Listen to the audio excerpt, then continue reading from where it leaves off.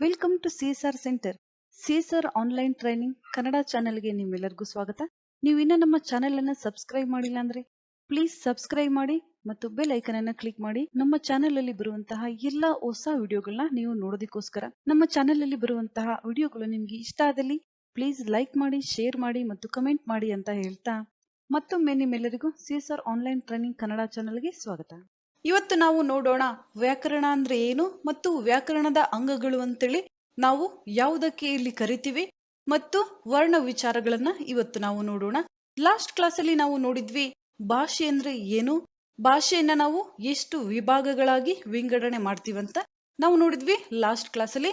ಇವತ್ತು ನಾವು ನೋಡೋಣ ವ್ಯಾಕರಣ ಅಂದ್ರೆ ಏನು ಅಂತ. ವ್ಯಾಕರಣ ಅಂತ ನಾವು ಯಾವುದಕ್ಕೆ ಕರಿತೀವಿ, ಗ್ರಾಮರ್ ಅಂದ್ರೆ ಏನು ಅಂತ ನೀವಿಲ್ಲಿ ನೋಡಬಹುದು. ವ್ಯಾಕರಣಕ್ಕೆ ಪರಿಭಾಷಾ ಅಂದ್ರೆ ವ್ಯಾಕರಣ ಅಂದ್ರೆ ಏನು, ವ್ಯಾಕರಣದ ಅರ್ಥ ಏನು ಅಂತ.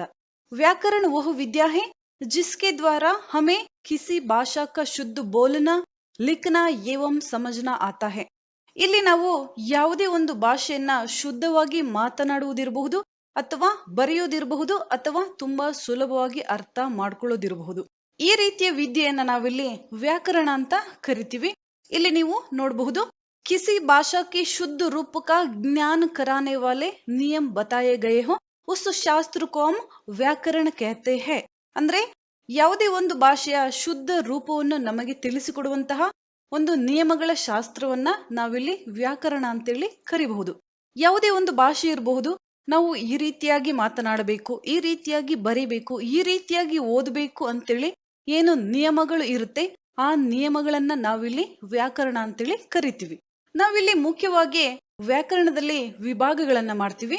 ವ್ಯಾಕರಣವನ್ನ ನಾವಿಲ್ಲಿ 4 ಭಾಗಗಳಾಗಿ ಮಾಡ್ತೀವಿ. ನೀವಿಲ್ಲಿ ನೋಡಬಹುದು ವ್ಯಾಕರಣಕ್ಕೆ ಅಂಗ. ವ್ಯಾಕರಣದ ಭಾಗಗಳು ಯಾವುದಂತ ನಾವಿಲ್ಲಿ ನೋಡ್ತಾ ಹೋದ್ರೆ ಭಾಷಾಕ್ಕೆ 4 ಮುಖ್ಯ ಅಂಗ ಹೇ. ಯಾವುದೇ ಒಂದು ಭಾಷೆಯನ್ನ ನಾವಿಲ್ಲಿ ತಗೊಂಡ್ರೆ 4 ಪ್ರಮುಖ ವಿಭಾಗಗಳನ್ನಾಗಿ ನಾವಿಲ್ಲಿ ಮಾಡ್ತೀವಿ. ವರ್ಣ, ಶಬ್ದ, ಪದ ಮತ್ತು ವಾಕ್ಯ. ವ್ಯಾಕರಣಕ್ಕೆ ಮುಖ್ಯತಃ 4 ವಿಭಾಗ ಹೋತೆ ಹೇ. ವ್ಯಾಕರಣವನ್ನ ನಾವಿಲ್ಲಿ ಮುಖ್ಯವಾಗಿ 4 ವಿಭಾಗಗಳಾಗಿ ಮಾಡ್ತೀವಿ.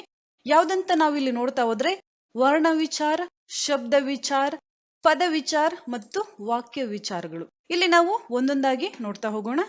ನಾವಿಲ್ಲಿ ಮೊದಲು ವರ್ಣ ವಿಚಾರ ಅಥವಾ ಅಕ್ಷರ ವಿಚಾರಗಳನ್ನ ನಾವಿಲ್ಲಿ ತಗೊಂಡ್ರೆ ನೀವಿಲ್ಲಿ ನೋಡಬಹುದು ಭಾಷಾ ಕಿ ಉಸ್ ಚೋಟಿ ಧ್ವನಿ ಕೋ ವರ್ಣ कहते हैं जिसके टुकड़े नहीं किए जा सकते.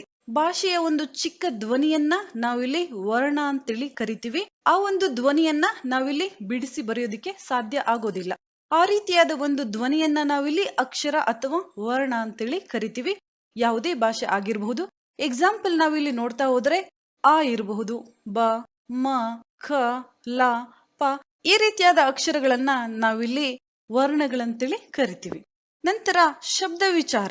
ಶಬ್ದಗಳಂದ್ರೆ ಏನಂತ ನಾವಿಲ್ಲಿ ನೋಡ್ತಾ ಹೋದ್ರೆ ವರ್ಣೋಂಕೆ ಉಸ್ ಮೇಲ್ ಕೋ ಶಬ್ದ कहते हैं जिसका कुछ अर्थ होता है. ಅಂದ್ರೆ ವರ್ಣಗಳ ಒಂದು ಸಮೂಹವನ್ನ ನಾವಿಲ್ಲಿ ಶಬ್ದ ಅಂತೇಳಿ ಕರಿತೀವಿ. ಆ ಶಬ್ದಗಳಿಗೆ ಏನಾದ್ರೂ ಒಂದು ಅರ್ಥ ಇರಬೇಕು.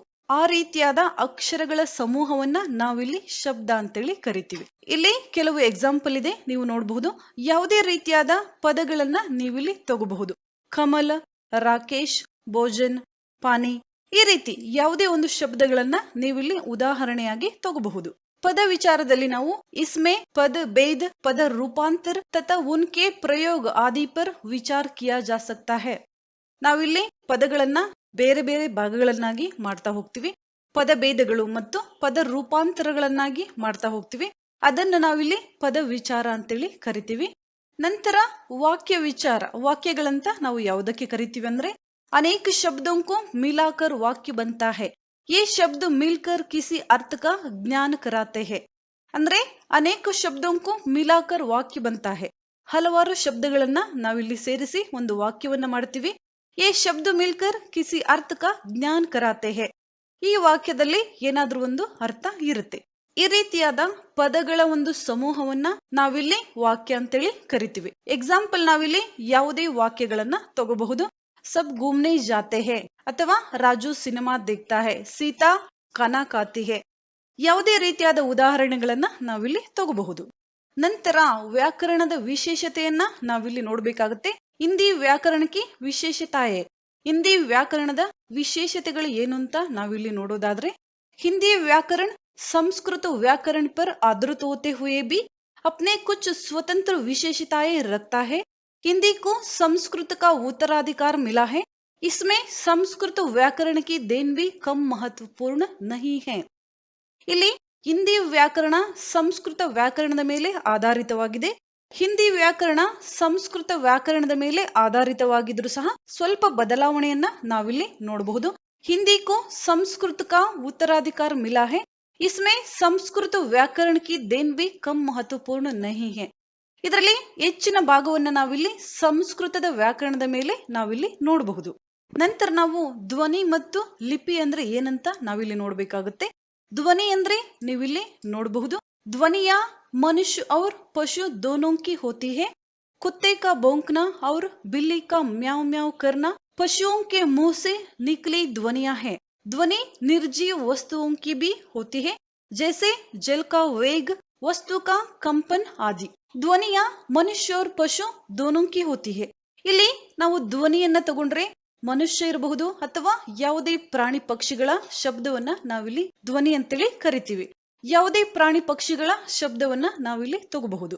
ಧ್ವನಿ ನಿರ್ಜೀವ ವಸ್ತುओं भी होती है. ಧ್ವನಿ ಅಂದ್ರೆ ನಾವಿಲ್ಲಿ ಜೀವಂತ ವಸ್ತುಗಳಿಗಲ್ಲದೇನೆ ನಿರ್ಜೀವ ವಸ್ತುಗಳಲ್ಲಿಯೂ ಸಹ ನೋಡಬಹುದು. ನೀರು ಹರಿಯುವ ಶಬ್ದ ನಮಗೆ ಕೇಳಿಸುತ್ತೆ. ಯಾವುದೇ ವಸ್ತುವಿನ ಕಂಪನದ ಶಬ್ದ ಸಹ ನಾವು ಕೇಳಿಸ್ಕೋಬಹುದು. ಈ ರೀತಿಯಾದವುಗಳಿಗೆ ನಾವಿಲ್ಲಿ ಧ್ವನಿ ಅಂತೇಳಿ ಕರಿತೀವಿ.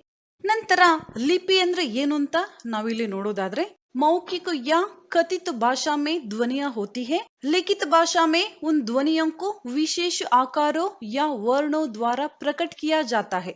भाषा को लिखने का यह ढंग लिपि है।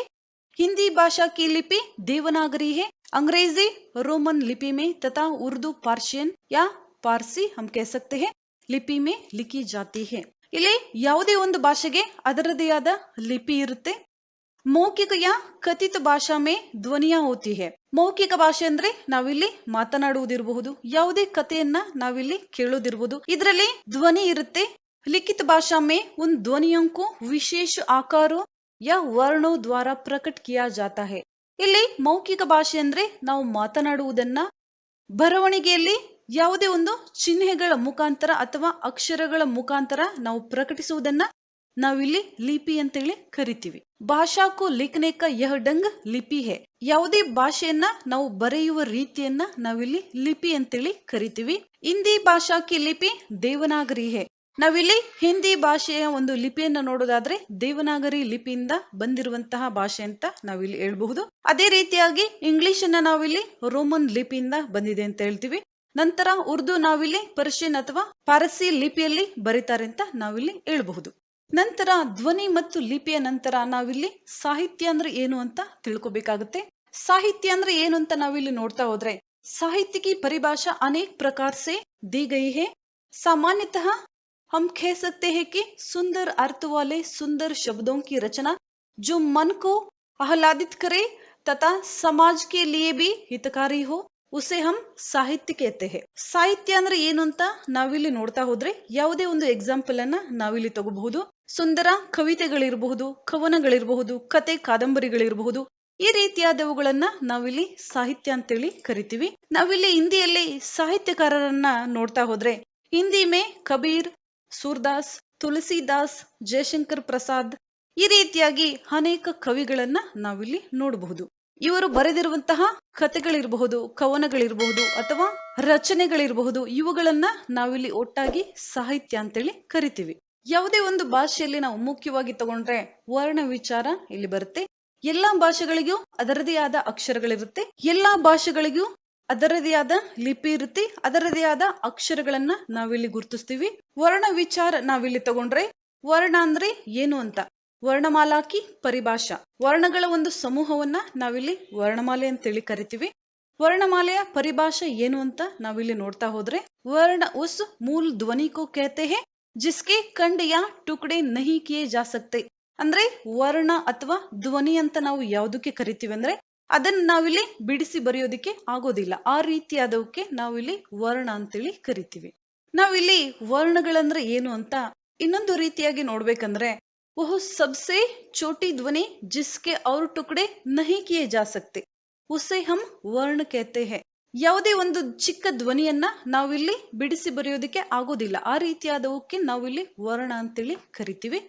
भाषा की सबसे छोटी इकाई ಧ್ವನಿ है और इस ಧ್ವನಿ को हम वर्ण कहते हैं. ಯಾವುದೇ ಒಂದು ಭಾಷೆಯ ಚಿಕ್ಕ ಧ್ವನಿಯನ್ನ ನಾವಿಲ್ಲಿ ವರ್ಣ ಅಂತೇಳಿ ಕರಿತೀವಿ. ಯಾವುದೇ ಒಂದು ಉದಾಹರಣೆಗಳನ್ನ ನಾವಿಲ್ಲಿ ತಗೋಬಹುದು. ಆ, ಈ, ವ, ಚ, ಕ ಈ ರೀತಿಯಾಗಿ ಯಾವುದೇ ಎಕ್ಸಾಂಪಲ್ಸ್ ನಾವಿಲ್ಲಿ ತಗೋಬಹುದು. ನಂತರ ನಾವಿಲ್ಲಿ ವರ್ಣಮಾಲೆ ಅಂದ್ರೆ ಏನು ಅಂತ ನೋಡ್ತಾ ಹೋದ್ರೆ, ವರ್ಣೋಂಕೆ ಸಮೂಹೋಂಕೋ ವರ್ಣಮಾಲಾ कहते हैं. ವರ್ಣಗಳ ಒಂದು ಸಮೂಹವನ್ನ ನಾವಿಲ್ಲಿ ವರ್ಣಮಾಲೆ ಅಂತೇಳಿ ಕರಿತೀವಿ. ಹಿಂದಿ ಭಾಷಾ ಮೇ वर्ण दो प्रकार के होते हैं, स्वर और ವ್ಯಂಜನ. ಹಿಂದಿ ಭಾಷೆಯಲ್ಲಿ ನಾವು ವರ್ಣಮಾಲೆಯನ್ನ ಎರಡು ಪ್ರಕಾರಗಳಾಗಿ ವಿಭಾಗ ಮಾಡ್ತೀವಿ. ಒಂದು ಸ್ವರಗಳು ಮತ್ತೆ ಇನ್ನೊಂದು ವ್ಯಂಜನಗಳು ಅಂತ. ಇದರಲ್ಲಿ ನಾವು ಸ್ವರಗಳು ಅಂದ್ರೆ ಏನು ಅಂತ ನಾವಿಲ್ಲಿ ನೋಡ್ತಾ ಹೋದಾಗ, वे वर्ण जिनके उच्चारण में किसी अन्य वर्ण की सहायता की आवश्यकता नहीं होती है उसको हम स्वर कहते हैं. ಅಂದ್ರೆ ಯಾವ ಒಂದು ವರ್ಣಗಳ ಉಚ್ಚಾರಣೆಯನ್ನ ನಾವಿಲ್ಲಿ ಮಾಡ್ಬೇಕಾದ್ರೆ ಬೇರೆ ಅಕ್ಷರಗಳ ಸಹಾಯವನ್ನ ನಾವಿಲ್ಲಿ ತಗೊಳ್ಳೋದಿಲ್ಲ. ಆ ರೀತಿಯಾದ ಒಂದು ವರ್ಣಗಳಿಗೆ ನಾವಿಲ್ಲಿ ಸ್ವರಗಳು ಅಂತೇಳಿ ಕರಿತೀವಿ. ಅಂದ್ರೆ ಬೇರೆ ಯಾವುದೇ ಅಕ್ಷರಗಳ ಸಹಾಯ ಇಲ್ಲದೆ ಉಚ್ಚಾರಣೆ ಮಾಡುವಂತಹ ಅಕ್ಷರಗಳನ್ನ ನಾವಿಲ್ಲಿ ಸ್ವರಗಳು ಅಂತೇಳಿ ಕರಿತಾ ಇದೀವಿ. ನಂತರ ಸ್ವರಗಳಲ್ಲಿ ಎಷ್ಟು ಸ್ವರಗಳಿದೆ ಅಂತ ನಾವು ನೋಡೋದಾದ್ರೆ, ಹಿಂದಿ ವರ್ಣಮಾಲಾ ಮೇ 13 ಸ್ವರ ಹೈ. 13 ಸ್ವರಗಳನ್ನ ಹಿಂದಿ ವರ್ಣಮಾಲೆಯಲ್ಲಿ ನಾವು ನೋಡಬಹುದು.